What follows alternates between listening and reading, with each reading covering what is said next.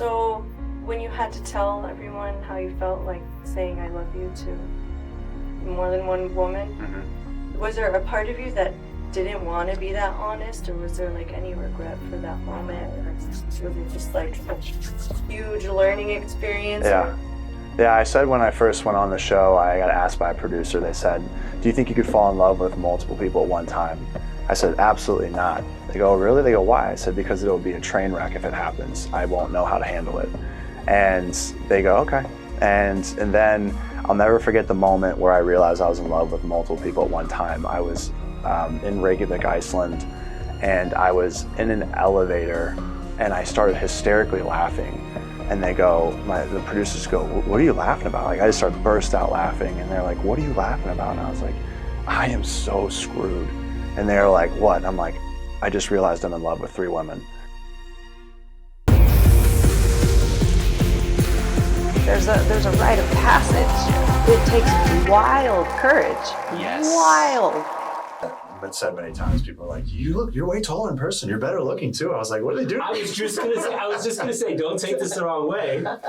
And like, no homo or anything, but whatever. Listen, man, you can say you're much better. I'll say it so Ferrari doesn't have to. You're much better looking in person. Oh, thank you. What's that about? Those cameras, those fancy cameras. What are they doing to you? Well, you know what? I think it's just people, they watch the show and based off of my actions, they start to form impressions of whether or not they like me. And since the actions on the show, I wasn't really a fan favorite. I think people started to, and that was impressing upon them. So they're like this guy. You. Yeah, so basically they start seeing me in a negative light, and therefore all of a sudden I'm a terrible person, I'm ugly, all these things, because they're just associating negative emotion with me when they see me. That's interesting. Psychology going here. Yeah. No, I mean, it's that's true. I understand that. Because think about that.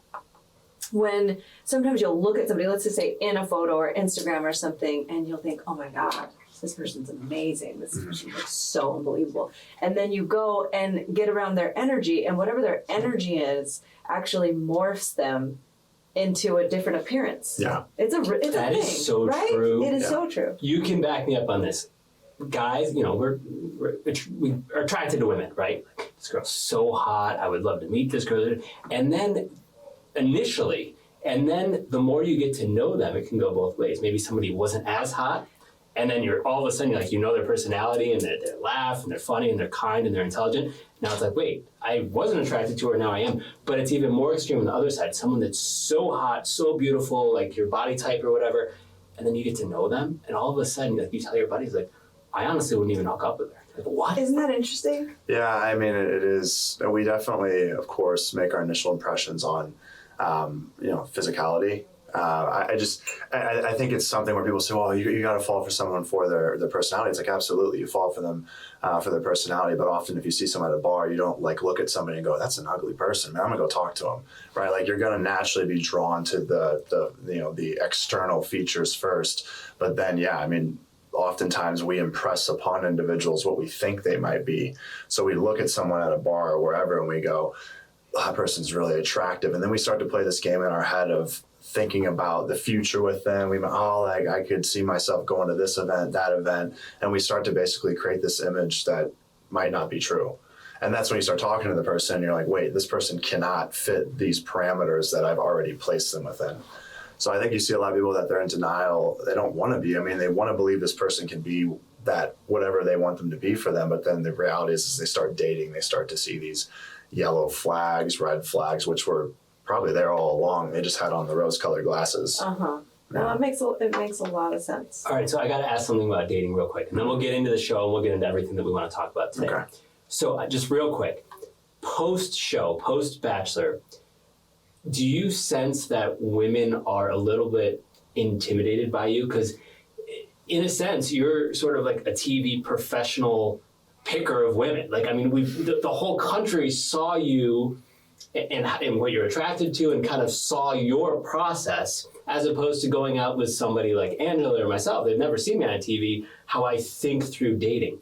They've seen it, and now they're at dinner with you or having a martini or whatever, and they're almost like, oh my gosh, he's looking at me through different eyes because he's the Bachelor. I mean, I can't make a blanket statement and say that there's an intimidation factor. I think I've had a few people that I've spoken to and they've yeah, they start to think that they place me on a higher pedestal than what I should be on. That certainly sometimes happens. I actually get a lot of people that they'll talk with me, and after 10 minutes, they'll go, "You're just a normal dude." So I get that a lot as well.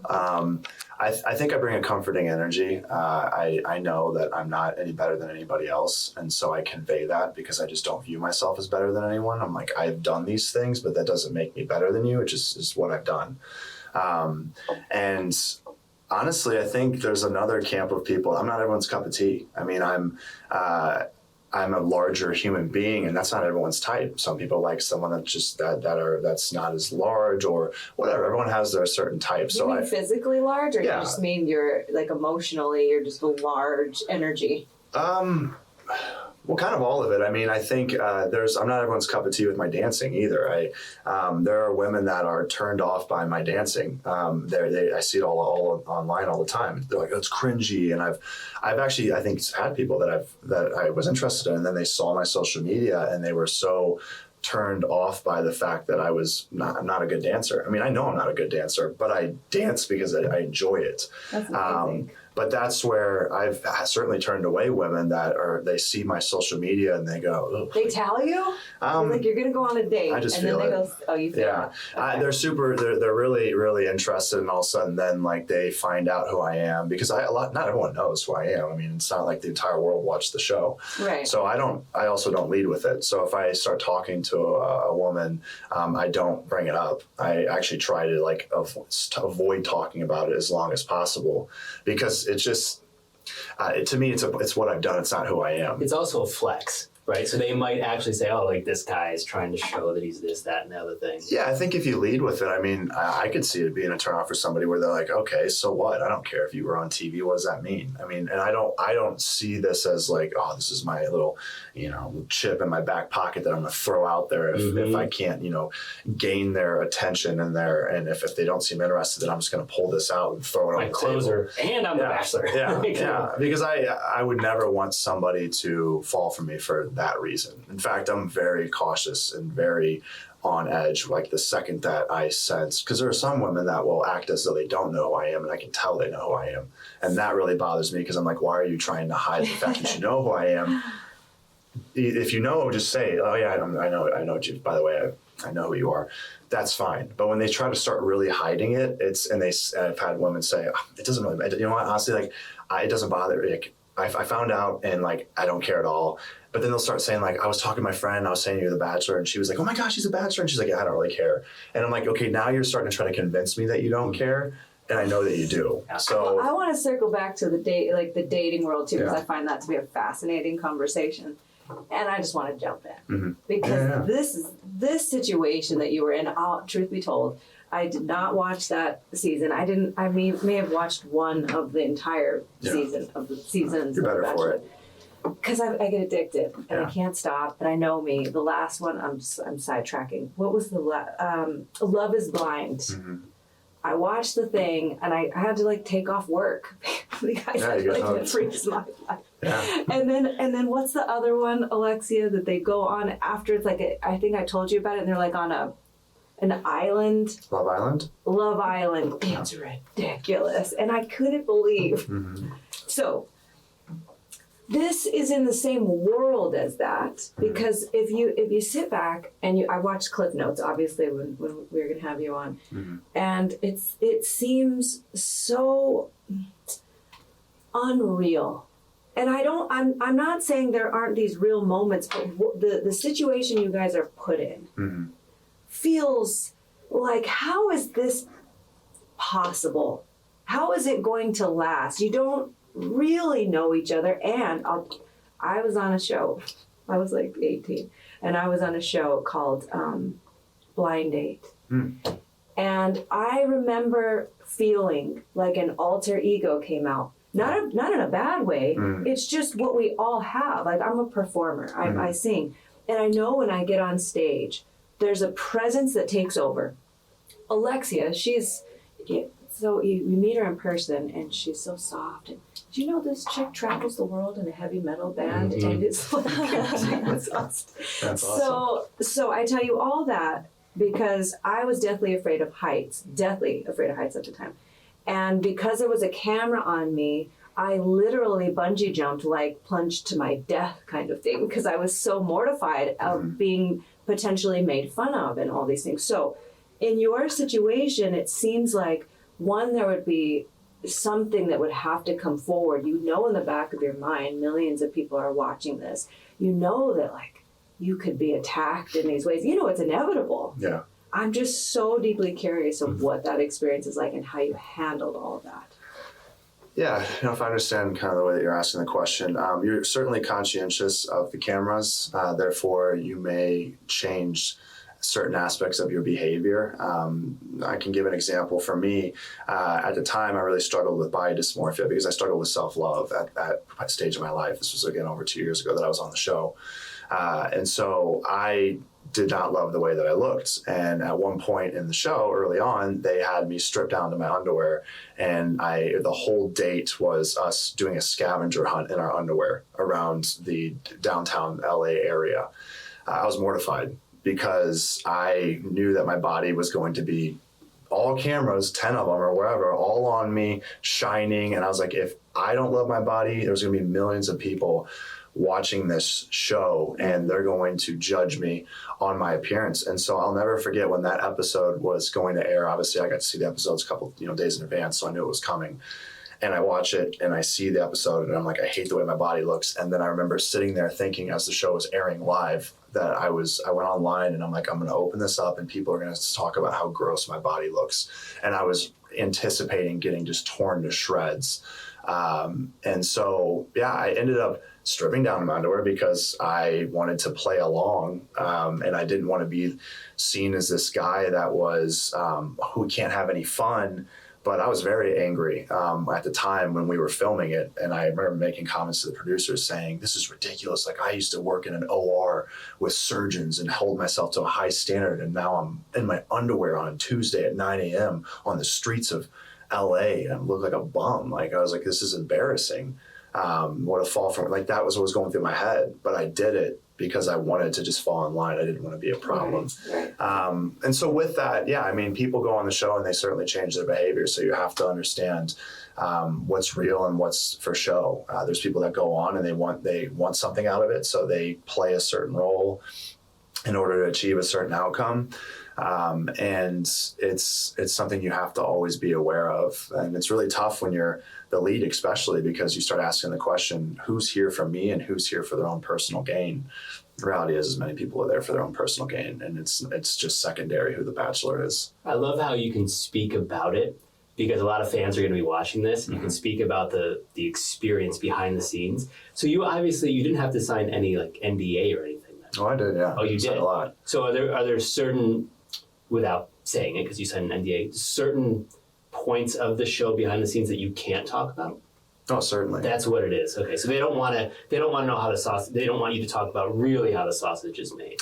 Yeah, the reality is that my reality is what was shown, not what I experienced. I mean, that's the best way I can describe it. My reality is what was shown, not what you experienced. What do you mean by that?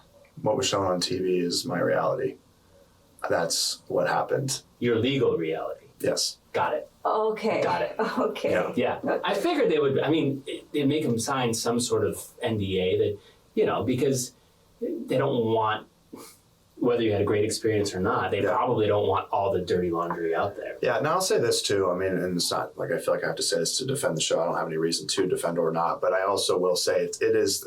People always ask me how real is it, so I've had to answer this question a lot, and I say it's about 80% real, and 20% of the time I had to act. But that 20% of the time could have been major, as far as how important were those moments where I had to do, had to be a certain person for whatever situation. And again, but there 80% of the time it was very real. And I will say that at the end of the show, on the last couple episodes, it was 100% real.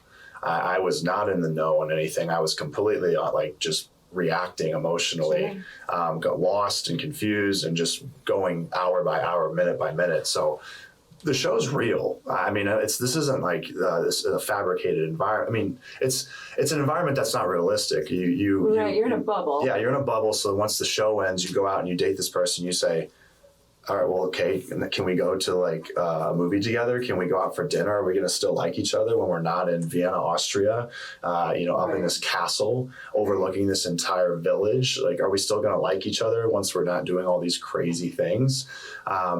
And then, you're like, what are your hobbies? I mean, you really, a lot of times you're spent talking about the dates. You're not talking about them and what makes them who they are. Because they want you to talk about the experience. You guys just went on the shopping spree. You guys just went on this ATV tour, this horseback riding, and then talk about this. And of course, it's exciting. You're like, this is so cool. What did you think about it? But I mean, you can only learn so much about somebody in 2 months, especially when there's 29 other people that you're trying to get to know. Even if you're there for all the good reasons you possibly could be. Mm-hmm. Say I was in this situation and I'm like, no, I'm there for all the good reasons I possibly could be. Mm-hmm. Being there in and of itself is still going to put me in another paradigm that's going to send me outside of what's fully authentic, because it's a bubble. Yeah. And the situation I'm being put in, like to compete with other women or getting very little time, it's like you can't knock anybody for not being authentic, because how can you difficult. be? Yeah. So I have another question. Especially hearing you talk about the body dysmorphia and things like that, and a lot of people can relate, men and women. And then you're put in this situation where I did watch that out of all the Bachelors, you were like one of the ones that was the most disliked. Mm-hmm. Yeah. How the hell did you deal with that? I struggled. I mean, I haven't fully healed, because I can tell when people ask me questions, I'll still go off on these really emotional tangents. And it's because my ego was really, really just absolutely flatlined, which was the good part about it. Was I was stubborn and I needed an ego check. Prior to the show, I never talked about my mental health. We never discussed emotional intelligence and the environment that I grew up with. So I didn't really have any of it.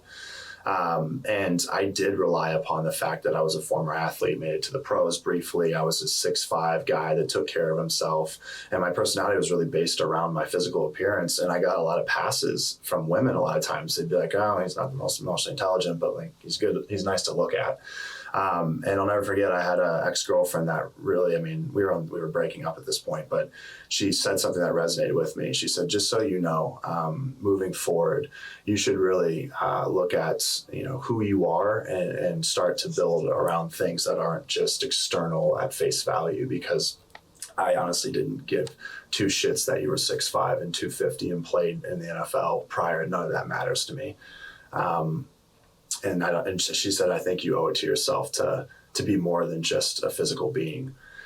It was powerful. I mean, that at that point I was receptive, because we were already breaking up. So I didn't have anything, there was no ego attached. I'm like, we're not trying to work this out, and I can be receptive. But it really helped me, because I realized at that point that I'm like, you haven't focused on this. You didn't even know this existed, this whole aspect of emotional intelligence. I remember back in 2015, there was this girl that came into us before the show. And this girl came into the gym that I was at. And she was so beautiful. I've always had a fear of rejection. But this time she was so incredibly beautiful that I'm like, I have to go talk to her. So I just muster up the courage and I walk up to her and I was like, hey, sorry to bother you. I just noticed that you're new here to the gym. Just want to introduce myself, something along those lines. We ended up going on this date. And she said, so I just, in life, I manifest things and they come to fruition. And I said, what? I said, what manifest? What is that? And she was like, oh, it's when like you believe that certain things are meant for you. You start to think that they're going to come to you, and they eventually do. You create your own reality. And I remember thinking, I was like, yeah, she's from LA, so this makes sense. This is very like woo-woo. This is whatever, just some stuff that these West Coasters believe is real. So I remember pushing off that and being like, manifestation, okay, yeah, sure. I was rejecting all of it. And so now, though, I'm a massive believer in manifestation. You are what you become. But like that just goes to show, like at that point, and even that was 2015. But when I went on the show, I didn't really progress at all mentally. Like I never talked about mental health. So I was probably in that same boat in 2020 when I went on the show, or 2021.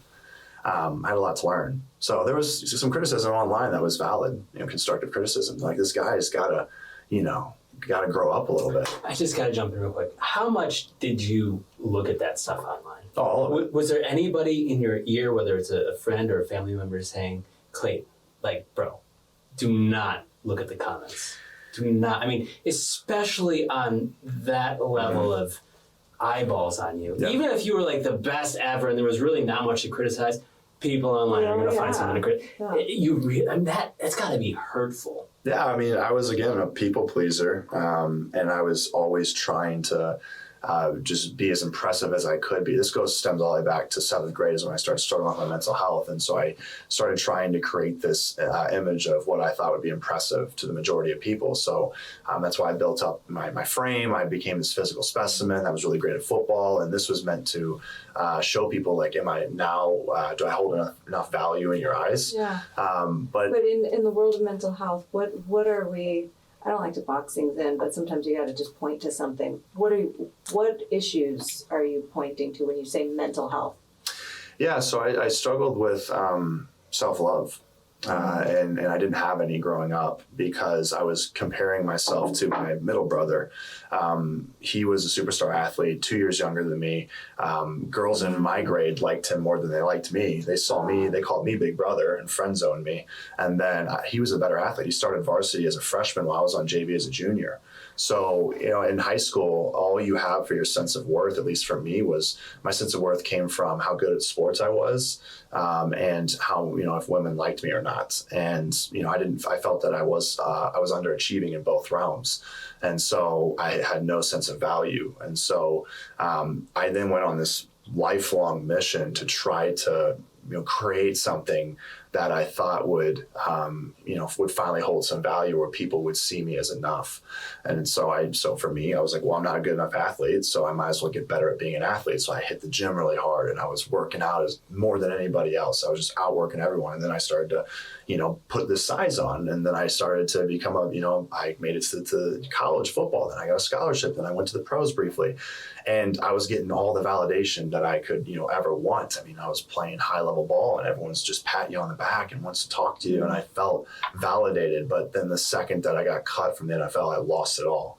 And I had that void. So then the void was, okay, well, I'm like, I got to find a way to be, be seen as valuable again. So then I went after that big brother insecurity of not being seen as attractive in the eyes of women. And I was like, okay, I'm going to focus on my appearance. I'm still going to, I have this frame, but I'm going to get in even better shape.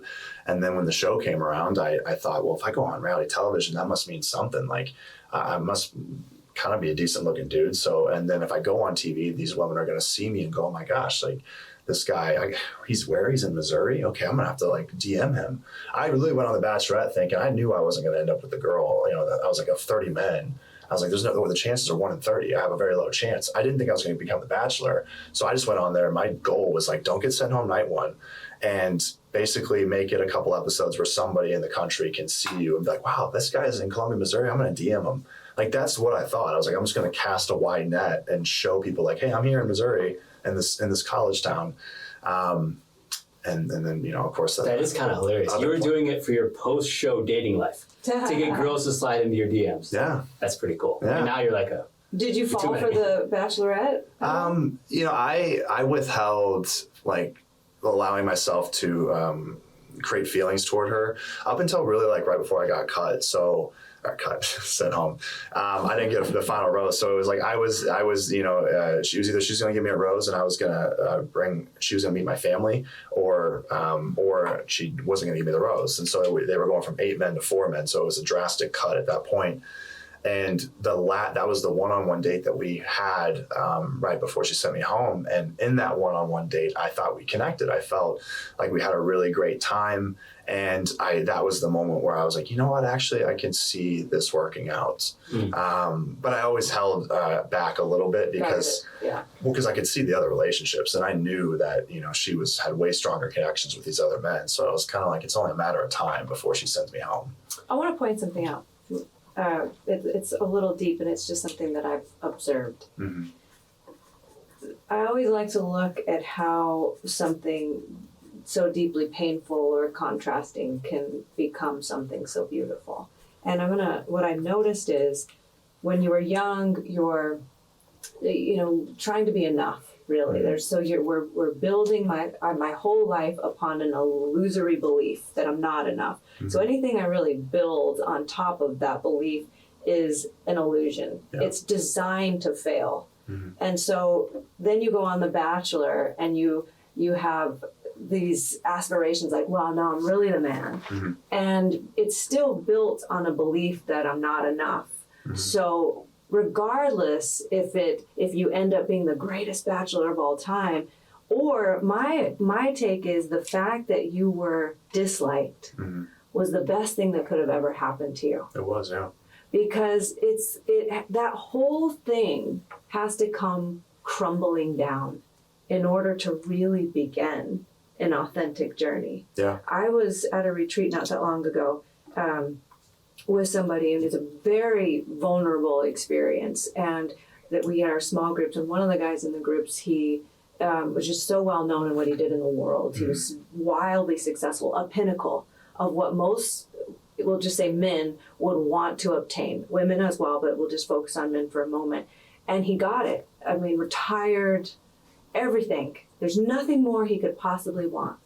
And he was like, I have suicidal thoughts. I don't even know where to go mm-hmm. from here. I don't know what my purpose is. Everything I want, it's like, yeah. So consider that when it falls flat, it's like, okay, I can't imagine how painful that was. I know you're barely touching on that because you got thousands and thousands. I mean, it hurts when 3 people come at you. You got thousands and thousands and thousands of people coming at you. Yeah. I can't imagine the cracking open that causes. Yeah, I got chills with you just talking right there because, I mean, you're very, perceptive, intuitive, and I think you're exactly right. It was the best thing that ever happened to me by destroying my ego because what I had built was a facade. So I built all my worth on this image in this person that I constructed, and I didn't even like that person. And so when I was torn to shreds, I hit rock bottom, and basically I'm sitting here with, my personality, my character, everything in shambles and pieces. And I said, okay, you have 2 things that you can do from here. You can either build back up to what you were prior, but really people didn't like that version of you, or you can try to build it back up this time, to be the real you and see if people like that version. Because, I mean, I got drained by the people because I created this certain image. So I was attracting a certain type of person, and those people drained me. I didn't enjoy spending time around those people that I was attracting. So I ended up being more and more introverted prior to the show. I mean, I would go home and after work and just shut off. I didn't like the people that I was around, and not, I should say that I was around, but like the friends that I had, I questioned because again, they liked me for who I created, but I'm like, I don't like that version. So now, people have seen the physical changes. It's very apparent that since on the show until now, I had this high and tight haircut. Now I have, this, whatever I'm doing with my hair right now. I permed it at one point. Now this is the natural curls that are left. But, and then I've, shaded on the sides, and I got earrings like 8 months ago. I started dancing. I'm like changing things because I got to the point where I was like, you know what? I'm so tired of living my life for everybody else. I'm going to start living my life the way I want to, do the things that I want to do. And either you're going to like it or you're not. And I would say that, you know, hey, oh, that's really, really great. And that's exciting. And I'm sure that it was just all positive from there on out. But it's like, no, it wasn't. You know, I had men coming after me for my earrings saying, well, that's, you know, maybe he's trying to say something about his sexuality. You know, so you had those people rattle and talk in your ear, which I'm like, at this point, I don't care what you think my sexuality is. It means nothing. You know, I know what it is, but that's just, you know, the maturity of men. But on the flip side, it was like I started dancing, same thing. Like, oh, this guy must, you know, he's got to be gay. And it's like, who cares why? Like, again, it's a fragile male ego, the reason why you're even having those thoughts. So I was facing a lot of heat, and then I was pushing a lot of women away that, you know, that they also, they were getting secondhand embarrassment. But the reality is like, why are you getting bothered by a man who's doing something that makes him happy? If anything, that should be attractive, but it's not attractive to certain people. But those people, I don't want anything to do with. I'm like, if I'm turning you off because I'm doing something that I love, good. Like, please get away from me, because your energy is so negative that I don't want anything to do with it. I want to be with someone eventually that like looks at me and is just like, there he goes. You know, I want to be like at a wedding or something, like she's like my wife, future wife, looks and goes, that's just Clayton. I mean, whatever, he just loves to dance. You know, I want them to look at me and be like, that's like him. He's just a goof. Right. So all the people that are looking at me and like, ugh, I would never date him. I'm like, I would never date you. Like, this is great. Please leave. Like, I don't want anything to do with it.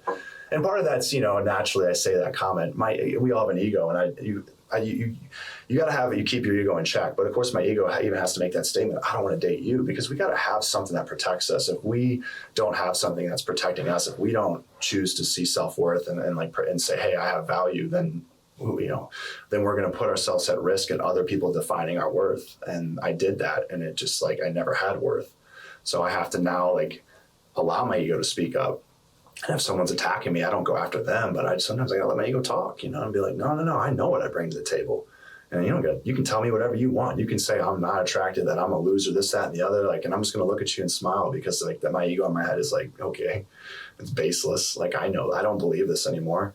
So it's been cool, but I had to just like shatter everything. But it hurt. Don't get me wrong. I mean, I read every single comment, and it just beat my ego to a pulp where I couldn't even be defensive at that point. I was defenseless, and I was just in this corner, like, I'm so exhausted. You know, I'm so tired of fighting, and life, I feel like, shouldn't feel this hard.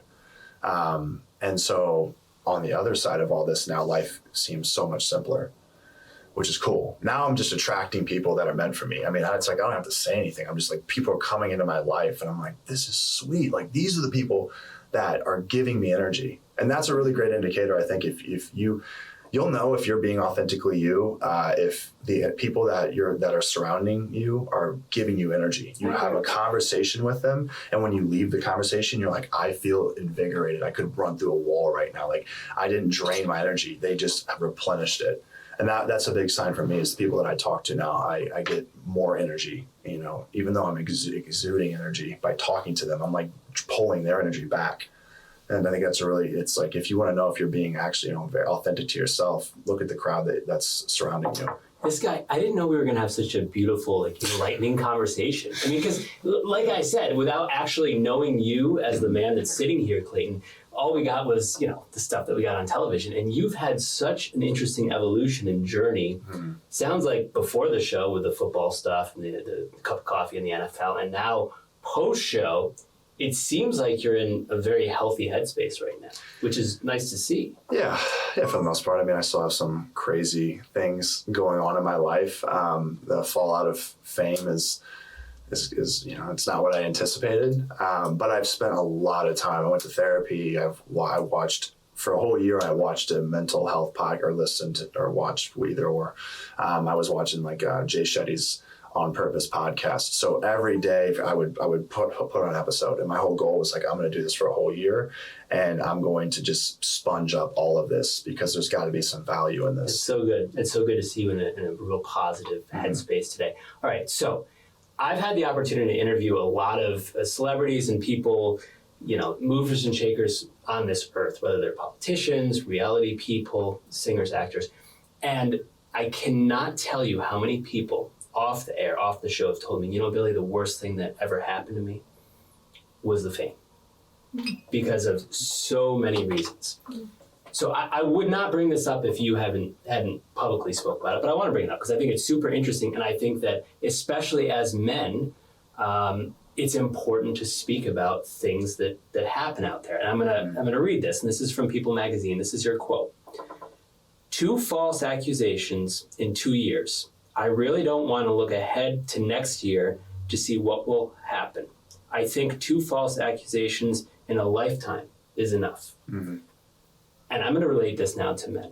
As a man, and as a man in the public eye like yourself, you being millions and millions of people watching you, you must have known on some level, you've alluded to this, that you've got to be careful who you associate with, whether that means business dealings or, quite frankly, dating and who you have sex with. Mm-hmm.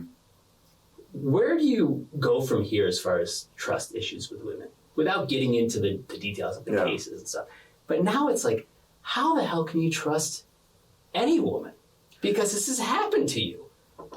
Yeah, actually, this might come as a surprise, but my trust in women hasn't changed at all. I don't know how I got to this place, but after what I've went through, I've just, I've really started to lean on my intuition in more aspects than just romantically, but in general, if I get a bad feeling from somebody, then I just basically base my decision off of that. And so I'm more in tune with my intuition than I've ever been. And so, when I made that decision, that bad decision with this one individual, to engage with them, in an intimate setting, and again, we didn't have intercourse, but to even engage with them, I was under the influence of marijuana. So my intuition couldn't have been there to read and pick up on this. And for one, I wouldn't have never have done it if I wasn't under the influence in the first place. But I was using marijuana to cope at the time with other things. So I was just in a bad headspace. I've gotten to this place now where I just remind myself, just because someone in the past did this to you does not mean that the person in the future will. And you also can't walk into an environment and already project that onto somebody, because it's going to turn out to be a failure before it even begins. And so I know I owe it to myself, if I want to, engage in another romantic relationship with somebody, that I have to just park it at the door and say, just because this happened before doesn't mean this person's going to do it to you. With that being said, did I have a period of my life after that happened where I was extremely cautious, and where, I second guessed, me engaging with certain individuals? Absolutely. I mean, for a period after that all happened, I wasn't engaging at all romantically with anybody. And then, I was at the time, I was a 30-year-old man. It's like, you can't really suppress some of these feelings. I'm at the peak testosterone I've ever been at. So, I have a couple nights out, and I'm having some drinks, and I go back with somebody, and we engaged and just being intimate with one another. And yeah, I mean, the next day I was like, oh my gosh, like, what did I do? Why didn't I, why was I smarter about what we did last night? It certainly affected me a little bit, but then What do you mean, sorry to cut you off, smarter? What do you mean smarter? Like yeah. Is that what you're saying? Yeah. Okay. Yeah, exactly. Like, just being making smarter decisions. So you said there wasn't intercourse. Oh, not with It's that a girl. second. I'm talking about with other. with So women. nobody Okay. accused, this girl didn't accuse you, the one you're like, what did I do that for? That was. Or is that because you have 2? Well, the first Accusations, first accusation was a cheating scandal. I never met the woman in my life. Okay. She claimed I flew out and saw her, hooked up with her, and flew back. Okay. And my location services on my iPhone saved me, because I really pulled up my phone and said I was not in New York. Okay. I was at the gym. Here you go. But a question, if you don't mind, and you can answer or not. Mm-hmm. With the second accusation, I watched a little bit of a little clip of something, and I'm so confused by it. What? It isn't a paternity test. I'm just so confused. I feel like we do need a detail or two. Well, number one, you have to have, I think, even in 24, you have to have intercourse in order to get pregnant, right? Yeah. I know there's medical ways to do it. Well, somebody told me about the condom thing where they steal the condoms. Is this a thing? They take Is the that condom. real? Yeah, that's what I mean. The show just took. No, I mean, I know. He's the guy to ask. I know of men that have women have done that. A man told me in Tulum that this happened to him, horse's mouth, and I'm still like. So let's just be so without post-sex, the woman says, "Oh, I'll throw this away." Correct. And then goes in the bathroom and dig it out of the trash. Guy. And didn't you hear about the Drake story where he put Tabasco in it? Mm-hmm. Oh. He goes to the bathroom to take it off. and puts it in but he heard about this whole thing and puts Tabasco in it. The girl goes to the bathroom, Does it? Yeah. inserts her, and then now she sues him because of what it God bless cost. America. Yeah, I mean, he was killing off his swimmers, And that's- and she tried to catch him in that, and that's I know many, not many, but I played high level ball. I played with athletes. I've heard many stories like that. It's more common than people realize. Not to say it's common, but it happens more than you think. This case that you're in right now. Yeah. This sounds so ludicrous to me that it's a case. Mhm. And this, I don't know Oh, if it this is. is our legal system or what. Can you say anything? I'm like, what the hell?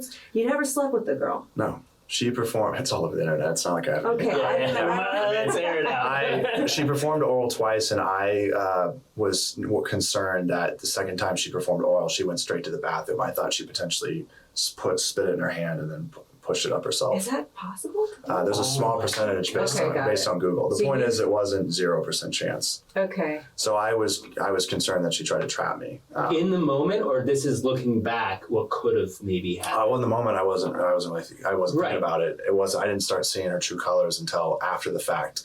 And then when she claimed she was pregnant, I said, okay, how would this even have You're occurred? playing the movie back in your head. She tells Oh, no. you, wait. I'm trying to get in, I like to give everyone the benefit of the doubt. I want to get in this girl's mind. Clearly she was there, so she knows there was no intercourse. Mhm. And then she comes to you and says, Clayton, I'm pregnant. In Twins, what world? twins. In what world? But why did she feel valid in saying she was pregnant? She claimed when she was grinding on top of me that there was fluid like that went up there, and I told her, I said, no, I would have felt that did not happen, but that was her statement, was like, I Wow. felt fluid down there, and it wasn't my own. So you just at this point think, okay, this girl is off. And because at this point you can't possibly think it would get this far. You just think, okay, we got a live one. We Yeah, it met was somebody that's off. 11 days after we we engaged in that intimate encounter, and then she sent me the picture of a pregnancy test, and she's like, I'm pregnant. And I just was like, I don't believe this. I block her. But then she just starts Instagram, messaging me, sending me texts off of different phone numbers. She'd send me 5 or 10 messages a day, emailing me. And then she was adamant. And so I thought, I don't believe, but unless she trapped me, maybe. I was like, maybe she was able to trap me and run to the bathroom and push it up there in So time. now this is where your wheels are turning. So then I start thinking, okay, yeah, maybe she actually successfully inseminated herself, and so. I feel like we need a doctor in here I to just know. talk. Well, so again, yeah, You go on Dr. Google, didn't you? I Google. Google. Yeah, it's like the worst thing you can do. Googling cancer, or any condition. You're like my foot hurts. It's like you have cancer. Right. It's the same thing. So you're on there Googling, and then you're seeing probably on Reddit, wherever, and like, oh my God, it's possible she could have given me oral, your sperm was in her mouth, go to the bathroom, and maybe this could have happened. Your heart must be. Yeah, well, she was so adamant that at first I thought, I can't be dealing with someone that's to this caliber, right? That's just off.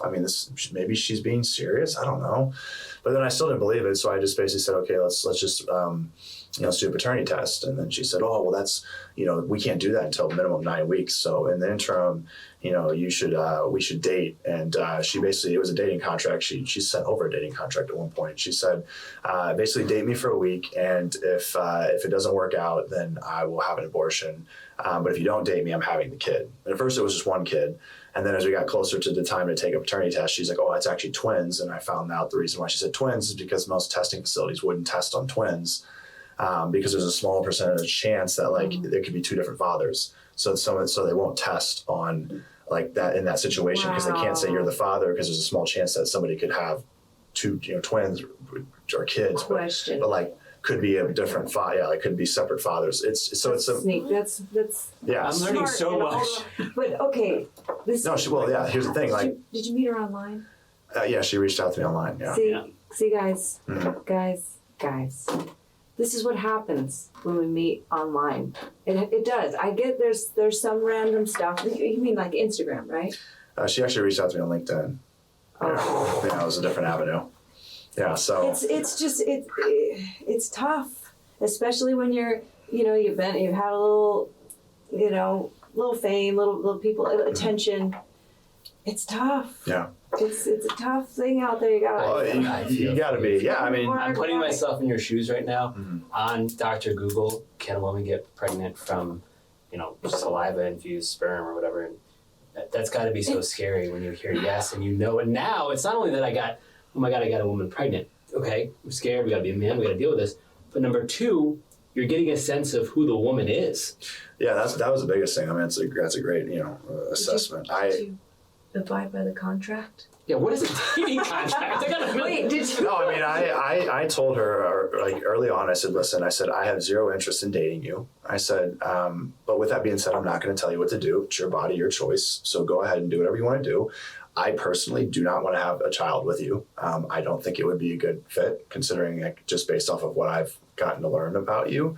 But again, that's your choice. But then as she kept sending me messages. I'm like, oh, this person is not in a good headspace. This person is not what I thought. They're even worse than I thought. And it would destroy my mental health to have to co-parent with this person if this was real. You thought it could be real. Early on, I tried to give her the benefit of the doubt of I didn't know what I was dealing with. I thought there's no way I'm dealing with someone that is this evil. Right. And so I thought there's no way, maybe I guess she's no one would lie to this extent. No way. I could not fathom somebody lying to this degree. And I, sure enough, have found the person that will go to this extent. Yeah. Well, let me ask you this, because I just feel like I need closure in this case. What does she want? What does she want now? So she's clearly not pregnant. She lost the babies. But now is it a lawsuit? No, she opened up a parenting plan against me because I wasn't interacting with her. So she had papers served to me in a family court. So I had a police officer hand me a paper at my front door of my apartment, and then you have to respond to it. Otherwise, they'll basically summon a default judgment. So I had to go into court and respond. I remember when I did, and I looked at the judge. He's like, okay. He's like, what are you here for? I said, to just dispute this, to basically get it dismissed. He said, on what count? I said, on the account that there's no children. He said, excuse me? I said, there's no children. He said, what do you mean? They haven't been born yet? I go, no, there's no children, period. There's no this person's making it all up.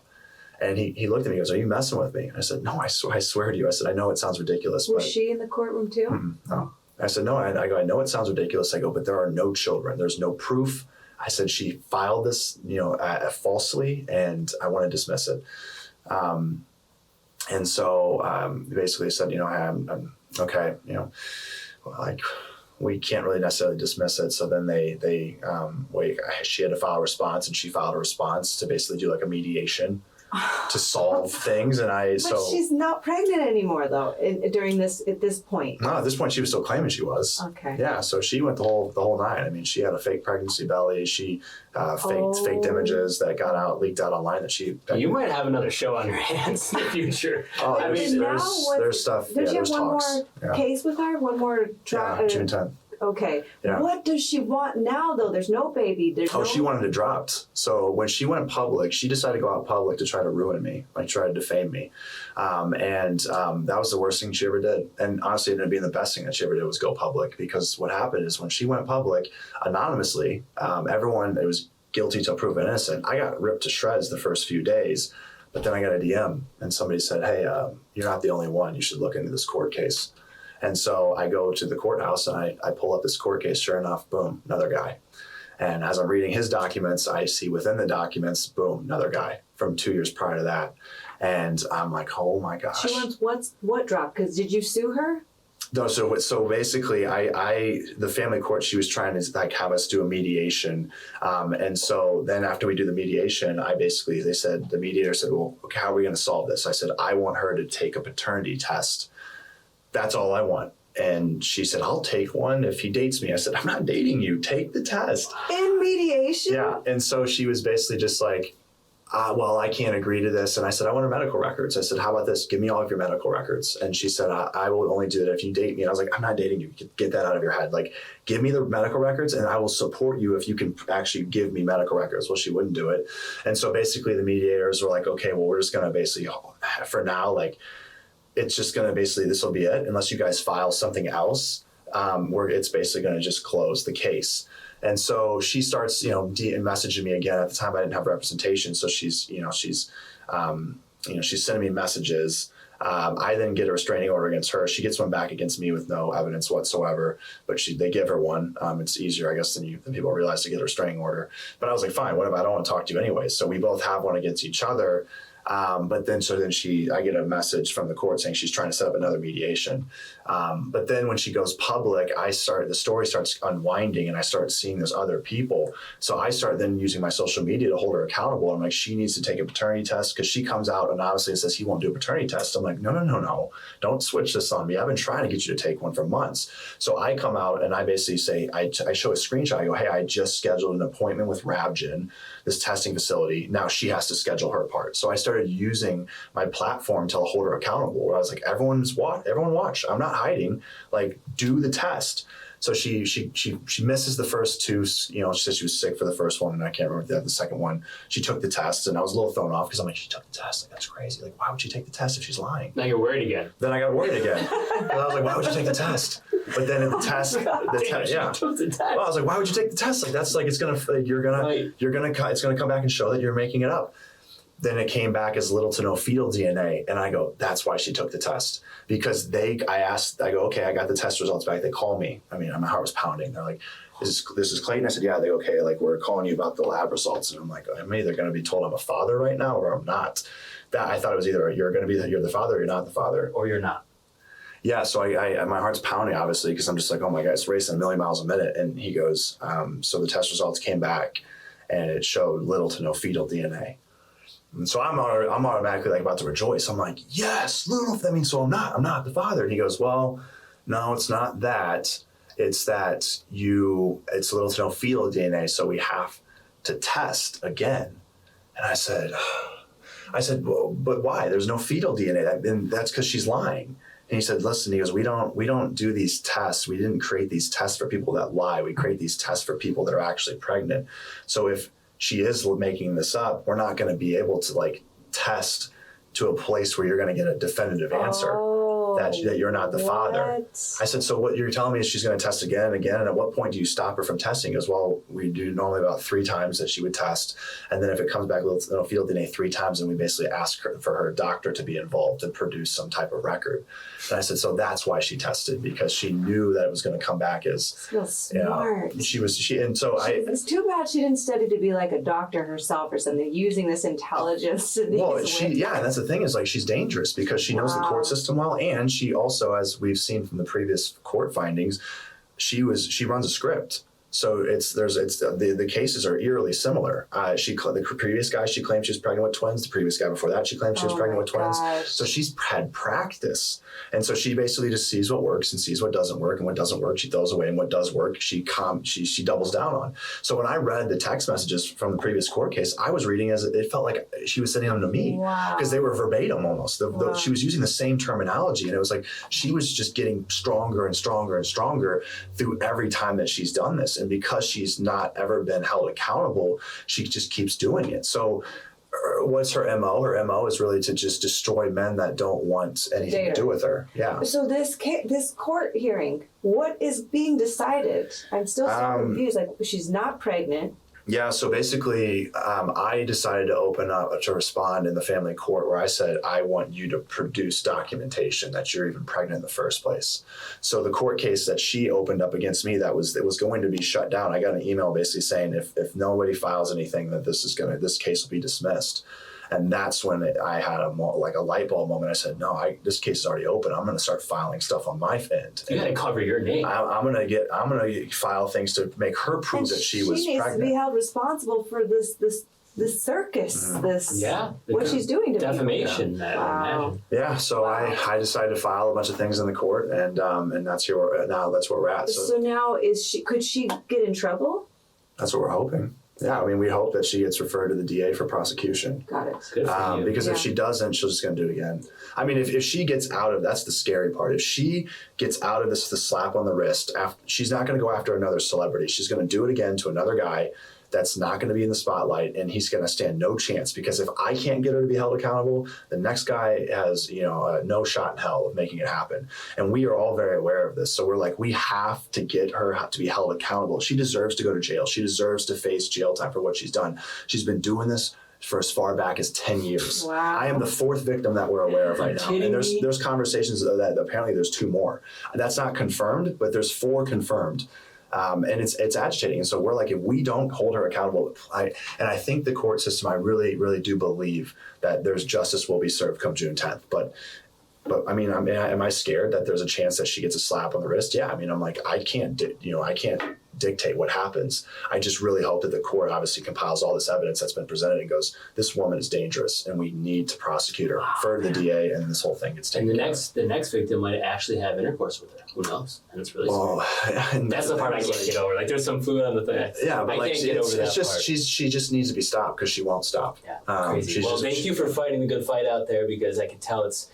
Now I understand, hearing the whole story, why you've spoken about it publicly and got on your Instagram, because you were really calling things out. If you were really silent, actually that would have hurt you a little bit. So call her out and speak publicly. And yeah, I didn't want it to go public. I sent her a contract at one point. I tried to play her game. I sent her a contract that I made up, and I said, sign this stating that you made all of this up, and I won't ever bring this up to anybody ever again. I don't want this to go public on either of our fronts. I don't want you, just sign the contract, and I will act as though this never happened. I will walk away. I won't go after you, for damages or anything, because this was before she went public. I was like, just sign it, and I will act as though this thing never happened. And I guarantee you, she wishes she would have signed that now. Yeah, she does now. So is this a girl coming full circle where you first saw her and you're like, wow, she's really cute? No. And then now she's like. Sorry, a beast. I spoke so I didn't, not to be rude, but I jumped to it because honestly I have so much anger built up towards her that I don't see anything. That's I can't see her in an attractive she's state trying to of be mind. morphed into a beast, but she's had to be, I mean, I will say I was under the influence, and She was high, man. I